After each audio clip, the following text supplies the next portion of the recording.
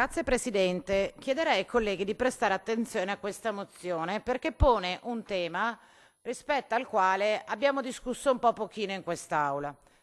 Partiamo dai dati Agenas, 1.417.000 accessi al pronto soccorso l'anno scorso. Di questi 1,5 milioni circa di accessi al pronto soccorso, nella nostra regione il 54,99% di accessi sono codici bianchi, cioè di quei pazienti che hanno problemi non acuti o di minima entità per il quale paziente possono essere previsti percorsi alternativi al pronto soccorso per risolvere il problema.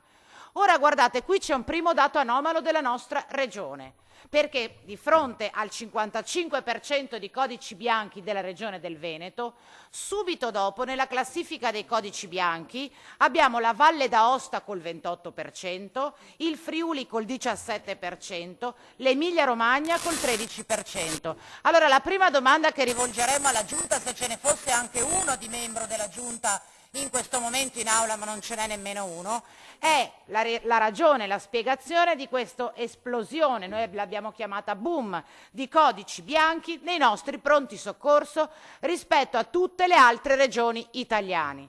Un'anomalia che è ancora più evidente se noi, oltre ai codici bianchi, andiamo a vedere anche i codici verdi. Allora, il dato drammatico non è tanto il riferimento agli accessi al pronto soccorso, rispetto ai quali la regione del Veneto sta comunque nella top 10, cioè è al quarto posto per numero di accessi al pronto soccorso, ma tutte le altre regioni, quelle che vengono prima di noi e quelle che vengono dopo di noi per numeri di accesso, hanno numeri molto più contenuti sui codici verdi, sui codici bianchi, e hanno invece molti più codici verdi.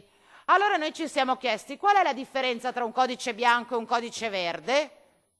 È che il codice verde l'utente, il paziente non paga e il codice bianco paga, e quindi se il Veneto ha, abbiamo detto, 1,5 milioni di accessi circa al pronto soccorso, ha il 55% di codici bianchi e solo il 20% dei codici verdi. La Lombardia, che pure ha il 75% di codici bianchi e verdi come il Veneto, ha una proporzione totalmente ribaltata, con addirittura quasi il 67% di codici verdi. Allora la prima domanda che poniamo e che, ripeto, porremmo alla Giunta se fosse in aula: come mai il Veneto è l'unica regione nella quale uno su due dei pazienti che vanno al pronto soccorso è giudicato un codice bianco anziché un codice verde? Perché ai pazienti che in Veneto vanno al pronto soccorso vengono chiesti i 25 euro per il contributo di accesso e i 36,15 euro di ticket per le eventuali prestazioni ottenute durante il pronto soccorso, e questo non avviene in nessun'altra regione italiana? Perché se voi volete davvero continuare con la storiella che non mettete le mani nelle tasche dei veneti, dovreste dire ai veneti che, a differenza di tutte le altre regioni, qui il pronto soccorso lo devono pagare.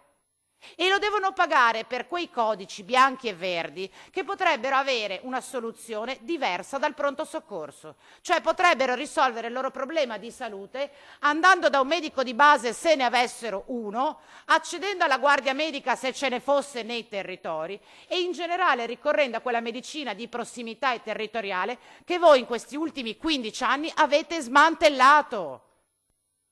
E perché abbiamo così tanti accessi ai pronti soccorso? Sono, come dire, due le cause di sistema.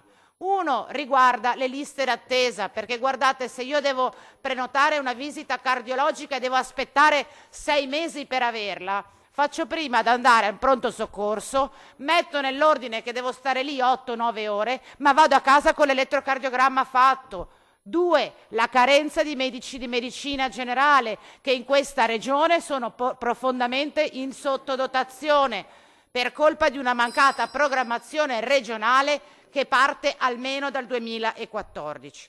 Allora noi in questa mozione individuiamo alcune proposte con cui impegniamo la Giunta, finalizzate principalmente a rendere la professione del medico di base una professione ancora attrattiva attraverso dei corsi di specializzazione universitari, attraverso il riconoscimento di una borsa di studio equiparata a quella delle altre specializzazioni, una serie di proposte specifiche e concrete. Chiudo, Presidente, perché i problemi non vanno solo annunciati, bisognerebbe avere ogni tanto anche qualche idea per come risolverli. Grazie.